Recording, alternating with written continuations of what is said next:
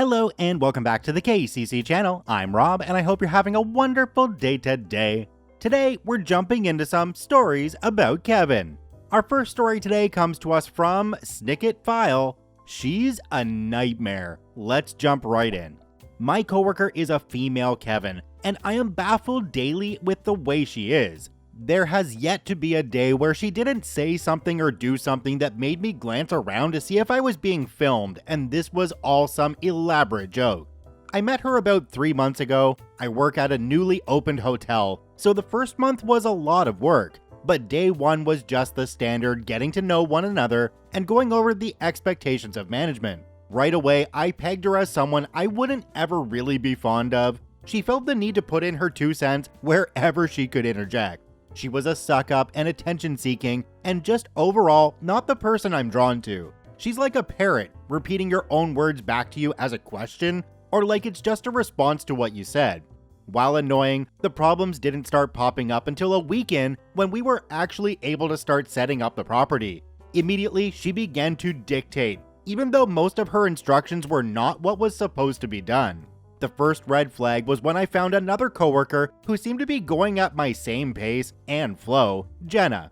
Jenna and I were working well together and had a good system going. That's when our Kevin stepped in and offered to help. Apparently, she'd finished her side of the hall. Sure, no big deal, right? She can put a coffee pot in each room. Everything was going great until we noticed she would wander into the room with the coffee maker and leave with said coffee maker in her arms. But she would take the time to mark it off the checklist we were using to keep track of what still needed to be put into the rooms.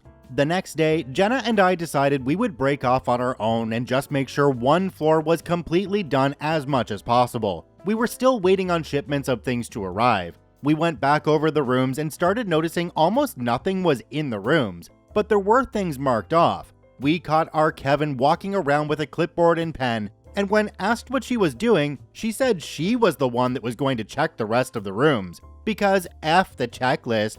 She was going into the room and writing everything that was in the room down. That's what she was doing. Oh well, not our problem.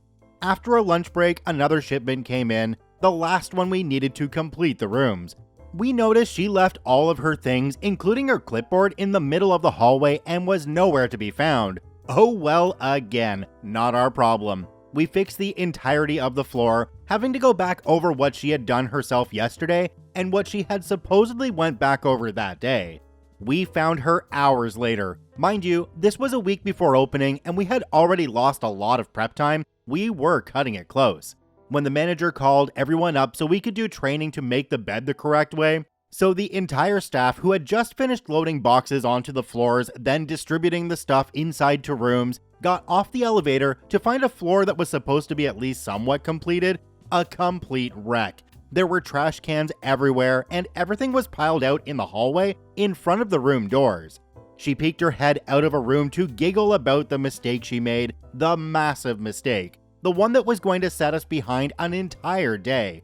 This floor was supposed to be completed, beds and all. Now that was going to be impossible, all because of her. Of course, nobody thought it was as cute and quirky as she did, so she ran down to cry to the manager. But persevere we did. Me and Jenna made it our mission to fix all that Kevin did, and there were many mistakes. Things that she'd checked off and things that she'd put into rooms on days when that was her only job. So knowing everyone was mad at her, she called out the next few days, getting out of doing any of the hard labor that was left to be done.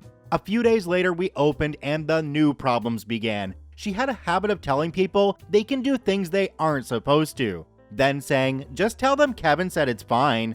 This happened when she invited a bunch of people into the hotel to have breakfast without asking for permission from anyone. And these people were not the most classy people, and instead of leaving when asked, they argued with the owner because Kevin said we could. Then I walked in on her one night telling a guest of the hotel that he could park in the businesses across the street's parking lot, that it was okay, Kevin said it was okay, as if that business cared who she was and wouldn't just have his car towed. She forgot to charge someone. She just didn't get a card, didn't make him pay. That's her one job. She overcharged a woman $1,500. No one can figure out just how she did it. On the computer was a day-glow green post-it with "Do not rent 235" on it, clear as day. When I came in, she was in the process of checking that person in. I didn't realize because I was literally walking through the door. But then I got the backlash from it because she was gone before they realized the room was still very dirty and came back down. Then, upon further investigation, I saw that she had changed the room number specifically to 235. We had a whole empty property and she chose the one room she wasn't supposed to rent out. Not only that, the person was already pre-assigned to a different room, so it shouldn't have been changed, and it wasn't a mistake. You have to click through a lot of "Are you sure" type screens to change that. And outside of work, she might be worse. She told me a story about how she was sitting out in the porch and she heard screams for help coming from the woods, and she was going to investigate until her husband stopped her. And she didn't find it suspicious at all that the person calling for help was having a full-blown conversation with them, not just screaming or trying to come out of the woods. Could you imagine her at the front desk there looking at that note and going, "F you note, you're not the boss of me." Either that or it was just an honest mistake somehow because that number was in her head from seeing it on the post-it note. I don't know. I'm hoping that all the issues were reported though, and it really makes me wonder how this person is still there. Do me a quick favor, have a look down below the video. If that subscribe button's still red, it means you're not actually subscribed to the KCC channel. Please hit that subscribe button for more daily Reddit stories. Our next story today comes to us from Gert Bengert. Kevin, the self-appointed protector of inventory items. A hero I didn't know that I needed. Let's jump right in.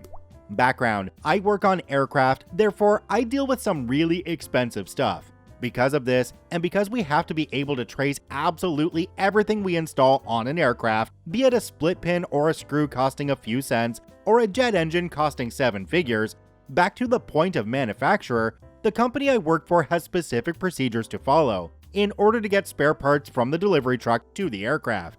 One of my colleagues is the antagonist of this story. Kevin has been working on aircraft for decades and has worked for our employer for about 4 years now. Kevin is somewhat difficult to deal with, and he has a reputation for making strange decisions.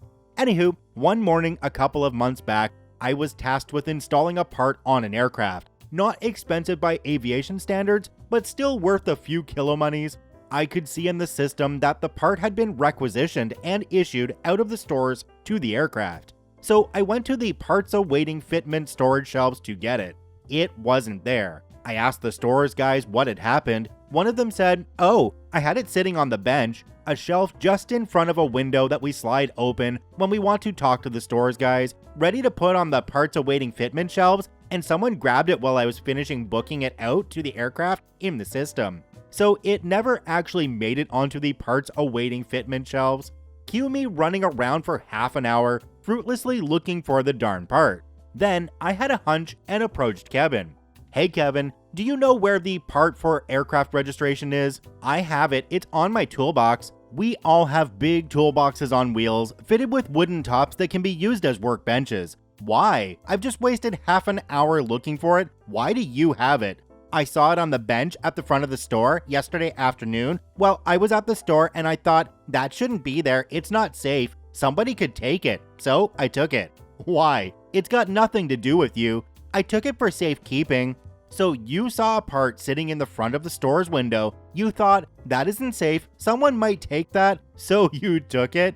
Yes. In the end, I couldn't get Kevin to see that he'd done something wrong, and he actually got upset that I was pissed off with him. Other colleagues I talked to about the episode just chalked it up to Kevin being Kevin. But OP, Kevin proved that he was right. He said somebody could take it, and they did. The interesting thing to think about here though is that the chain of custody for that part would now be broken, and so it would really have an unknown history and not be allowed to be installed on any plane anymore. Our next story today comes to us from Locker Room Kevin. Kevin, the weightlifting spotter, and other crap shows. Let's jump right in. I'm a 17-year-old high school junior who is currently taking a PE class that I had to make up from last year because I couldn't do it during COVID. And this year, they started opening the class up to freshmen. One such freshman is today's protagonist, Kevin. Kevin, 14 male, is one of those guys so stupid it's draining to interact with. He's constantly joking, serious Kevin doesn't exist, and screwing around. He's always saying horribly inappropriate things and effing around in dangerous ways. He is the ultimate Kevin. It was the first week of school last month, and Kevin introduces himself by screaming constantly and bragging about how he can lift 53 pounds. Kevin looks a bit like Drew Carey pre-weight loss at 14. And keep in mind, I ain't exactly light as a feather, so you know I meant it when I say he is not ready to lift 53 pounds. Kevin started showing up in an anime shirt on the daily, puzzled as to why we didn't think it was cool. He has latched onto me since I'm the only older guy in the class, and the teacher has basically designated me Kevin duty. That is, I am tasked with making sure he doesn't kill anyone. So fast forward a few weeks and we are bench pressing dumbbells. I know I'm weak, and so I only try lifting 15 pounds each arm, whereas Kevin gets overconfident and insists he can bench 40 in each arm, swinging the dumbbells around like a madman. We are assigned to work in partners, and I'm Kevin's caretaker for the day. Kevin tries for about 30 seconds, and our job is to stand behind and spot each other to make sure nobody drops a dumbbell. I tell Kevin as I'm getting onto the bench to spot me, and I begin. I close my eyes for 10 seconds to push through the bench press. Wrong effing choice. I open my eyes to see Kevin grinning like a mother effing troll face. I launch up faster than Usain Bolt on an ICBM to when I see him gazing into my eyes, holding a pair of 30-pounders about a foot above my boys, and he's barely able to hold on. I launch backwards and Kevin drops the dumbbells onto the ground. Kevin also thinks it's hilarious to tell "the vegans are coming, run!" and other such inappropriate things. He even yelled into the girls' locker room and ran away and left me there to catch the blame. Kevin could not figure out a simple combination lock. No, not how to get the numbers right. I'm not good at that either. I mean, he literally did not understand that it was a dial to turn. Kevin claimed he would eat anyone who broke into his locker, even though he doesn't lock it. Kevin pounded the locker in anger, trying to force it shut, even though it was already shut. Apparently, he thought that if you kick the locker enough, it will lock. Kevin managed to get away with lying down on a bench for an entire class where we were supposed to walk a mile on the track, with the teacher only discovering after class. He tried walking the first quarter mile, but gave up when the whole class passed a full lap in front of him. Kevin screamed like a banshee when I had the intestinal fortitude to commit the heinous crime of opening a soda that spilled some foam onto his empty, unused lunch tray. To Kevin, this is the end of the world. Yeah. Oh yeah, and he runs around yelling, "I have the power of anime," and repeatedly joking about how he should identify as a girl to get into their locker room. Haha, so funny, Kevin, I forgot to laugh. Oh, teenage hormones making us very weird people that do really weird things. I honestly don't see anything out of the ordinary on this post, just crazy teenagers becoming people. Our last story today comes to us from Substantial Radio 654. Kevina thinks that actual stars are the same as the 2D shapes. Let's jump right in. Background: this happened in 2014. I worked for an Indian couple about the same age as me, and had met the husband because we both studied astronomy at the same university. He'd offered me a job at their store, which was closer to campus, and offered to pay me slightly above minimum wage, so I was happy to accept when they invited me to meet their yogi outside of work. They followed some small yoga cult that I won't even try to explain because it involves magic diaries and a guy who psychically monitors your mental health. I ride with them to a large city 2 hours away, and am surprised to find that this religious leader I was meeting was an extremely pregnant 22-year-old white suburban mom who hosted private meditation sessions in her living room while entertaining her toddler son. This is our Kevina. Fun side note, her husband wound up being a storyboard artist for a particularly amazing animated show that had just become massively popular at the time. And he showed me the adult material comic that had allegedly earned him the job, so that was neat. The Kevinry. Now, the first step to this meditation crash course was for Kevina to just have a casual conversation with me to get to know me a bit. Fair enough. We get to talking about how Boss and I had met during an astronomy class, which triggers the following conversation. "Oh my god, I love astronomy. You know, I bet you can't guess what we're naming this one when he's born," gesturing at her belly. There's a ton of great astronomers you could name him after, so I wouldn't have the slightest clue what to guess. What did you pick? You have to guess. I'll give you a hint. It's the biggest star. Oh, so something relating to VY Canis Majoris? That's pretty cool. Kevina looks at me like I'm speaking gibberish. Huh? No, that's not a star. We're naming him Sirius. It's the biggest and most important star in the whole sky. Oh, okay, sorry. That's still cool though, but what do you mean by most important? I thought you studied this. Sirius is the highest level of star. It's got the most points possible. I'm sorry, what? I don't follow. It's simple. So you study stars, right? So you know that most of them are just basic 5-point ones. Some are bigger 7-point stars, but they're rare and more powerful. But Sirius is the only 9-point star. It's like the king of stars. I should note at this point that I can be kind of a dink when it comes to people saying stupid things. And by this point, it's become physically painful trying to contain my laughter. But I was less successful at containing my sarcasm. Oh, that's weird, because in astronomy, stars are physical objects that are basically just huge 3D blobs of super hot plasma, big enough to fit thousands of Earths inside them, not the little shapes you draw. I think the points are just there to represent the general shape of a twinkling point of light. You know, Sirius is still a good name though.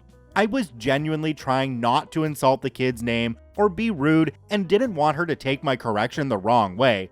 Huh? That's dumb. If stars were like that, then shooting stars would be way bigger. Looks at Boss with an "is she serious" expression on my face.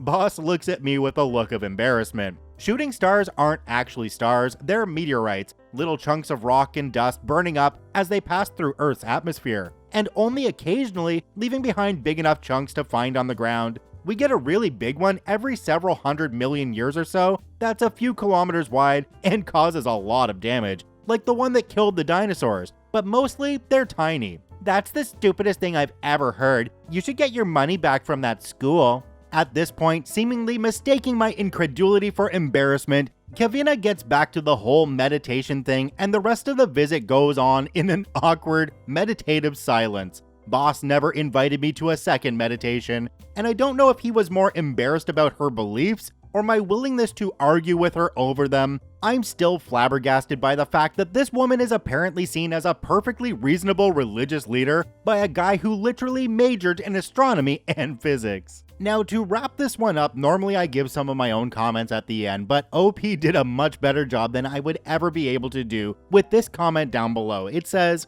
"I think y'all are giving her a little too much credit. As I understood her, she was referring to the number of vertices when you just do a simple star shape, like a regular drawn star. 7 and 9-pointed shapes are also referred to as stars. Think Game of Thrones for a 7-pointed star and Slipknot for a 9-pointed one. I got the impression that she was vaguely talking about ideas from sacred geometry, but with the geometric knowledge of a toddler still trying to shove the square peg through the triangle hole." Yep, that definitely does a good job of summing up her. But about the boss, are you sure he wasn't just trying to get into her pants, regardless of whether she had a husband or not? Check out all 4 OPs linked in the description down below. I thank you for watching. I hope you have a wonderful day, and we'll see you tomorrow.